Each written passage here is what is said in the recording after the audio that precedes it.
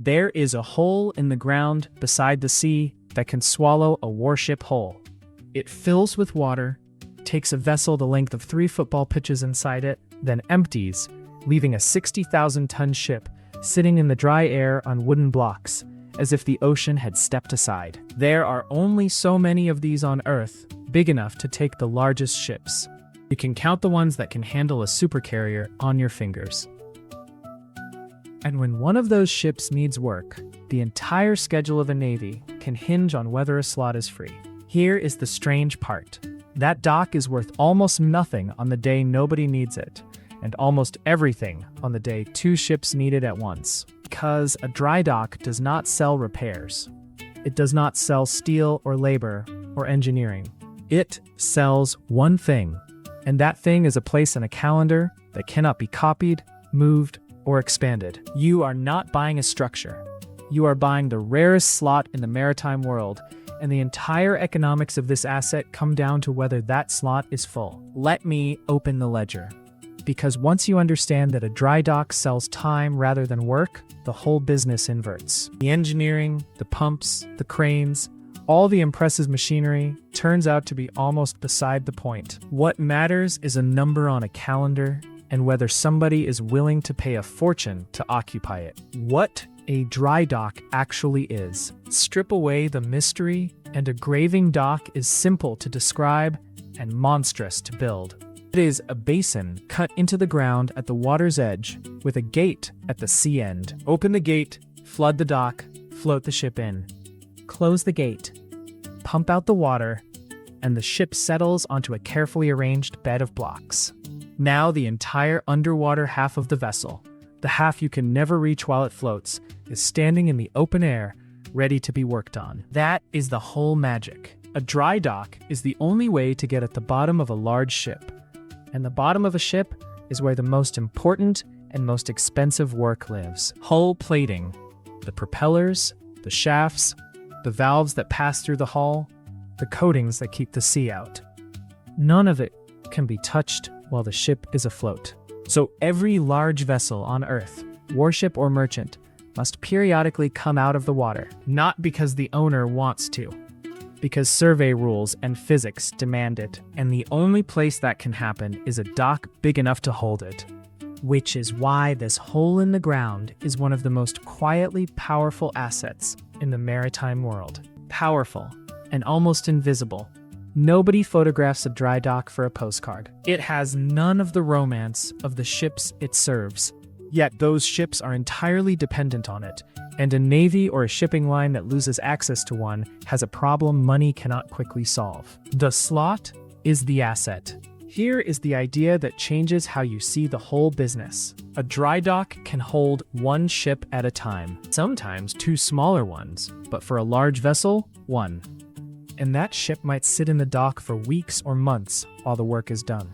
During that entire period, the dock is full, and it can take nobody else. It is a block of time in a physical space that cannot be duplicated. A slot. Slots for the largest ships are desperately scarce. There are only a handful of docks in the world that can take the biggest carriers and tankers, and each of those docks can serve exactly one of those ships at a time. Do the arithmetic. A tiny number of slots, a fixed number of days in a year, and a fleet of enormous ships that all eventually must be dry docked. That scarcity is the entire asset, not the pumps, not the gate, not the cranes. Scarcity of the slot itself.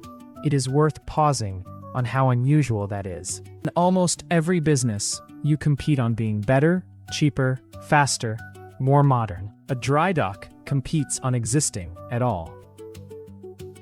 If yours is one of the few that can take a given size of ship, you do not need to be the best. You need only to be available, because the alternative for the customer is not a rival dock down the road. Often, there is no rival dock at all within any useful distance, and a ship that cannot dock is a ship that cannot legally sail. When demand is high, a dock owner holds extraordinary power, because a ship that cannot get a slot cannot sail legally, cannot pass survey, and in the case of a warship, cannot deploy. An owner of the only available slot is not negotiating from weakness. And when demand is low, that same dock is a vast, expensive hole in the ground that earns nothing while still costing a fortune to keep ready. The cost of an empty dock. You might think an empty dry dock is a cheap dry dock. Nothing is being repaired, no materials are being bought, so surely the costs stop. They do not, and understanding why is the heart of this asset. A dry dock has to be kept ready whether or not a ship is in it. That gate, which holds back the entire weight of the sea, must be maintained perfectly because a failed gate is a catastrophe. Pumps that empty the dock must be serviced and ready. Dock walls, blocks, cranes, the shore power, the water treatment, all of it sits there costing money to maintain, insure, and staff, whether the dock earns a penny or not. And there is a cost most people never think about. Dock occupies some of the most valuable industrial waterfront on Earth. Deep water frontage that could be nothing else, tied up permanently in a facility that only earns when it is full. So, an idle dock and a busy dock cost almost the same to own. A difference between them is entirely on the revenue side. This is the same brutal maths as the tugboat, the shipyard, the helicopter on standby. Fixed costs run continuously. Only the earning stops. Which means the whole game, the entire economic life of a dry dock, is one number. Utilization. What fraction of the year is the slot actually full and paying? Why you cannot just build more. If dry dock slots are so scarce and so valuable, why does nobody build more of them? Because a large graving dock is one of the most difficult and expensive pieces of civil engineering a person can attempt. You need deep water access, so the biggest ships can reach it. You need geology that will let you excavate an enormous basin next to the sea without it collapsing or flooding uncontrollably. You need the permits in a heavily regulated coastal environment to carve a permanent hole into a shoreline. You need the capital, which is enormous, and the certainty of enough future demand to justify it, which nobody can guarantee. And even if you have all of that, it takes years. A dry dock is not a response to a busy market. By the time you've finished building one to catch a shortage, the shortage might be gone. So supply is effectively frozen. Docks that exist are, more or less, the docks that will ever exist, and no amount of money quickly adds another slot for the largest ships. That scarcity is not an accident of the market. It is built into the physical reality of the thing. That frozen supply is exactly why the existing slots hold their value across decades, in a way almost nothing else in this series does. Think about what that means for an owner. A tug depreciates. A cargo plane runs down its component lives. A yacht loses value the moment it touches the water. A dry dock maintained does the opposite. The scarcity does not fade because nobody is adding competing supply, and a well-kept dock can be as valuable, or more, decades after it was built. In an industry obsessed with new and modern, the dry dock quietly rewards having been dug first. Who owns them? And why it is complicated. So who owns these things? Very large naval docks are usually owned by the state, inside naval bases, because a nation that cannot dock its own warships cannot maintain its own fleet. And no serious navy leaves that to chance. Those docks are not for sale for the same reason a tank factory is not for sale.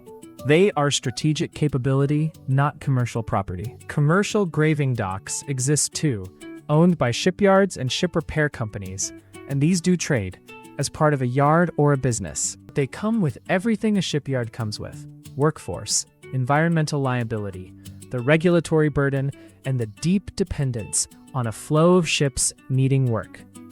And here is the trap that catches people who see only the scarcity and not the fragility. A dry dock is worth a fortune when ships need it, and close to nothing when they do not. Its value is entirely hostage to demand it does not control. A shift in global shipping, a naval drawdown, a new dock opening in a cheaper country, a change in where the world's ships are built and repaired. Any of these can turn a priceless slot into an expensive liability. That scarcity protects you right up until the demand moves. And then the very thing that made the dock valuable, its permanence, becomes the thing you cannot escape. You cannot move a dry dock to where the work is. Work has to come to you instead. And that single fact governs everything. A ship repair company can chase contracts across the world. Dry dock sits exactly where it was built, forever, waiting for the ships to sail to it. If the ships stop coming, for any reason at all, the owner has no move to make. You cannot relocate a hole in the ground, and you cannot conjure demand out of a shipping market that has drifted elsewhere. The verdict. Why? So, could you own a naval dry dock? Strategic ones? No.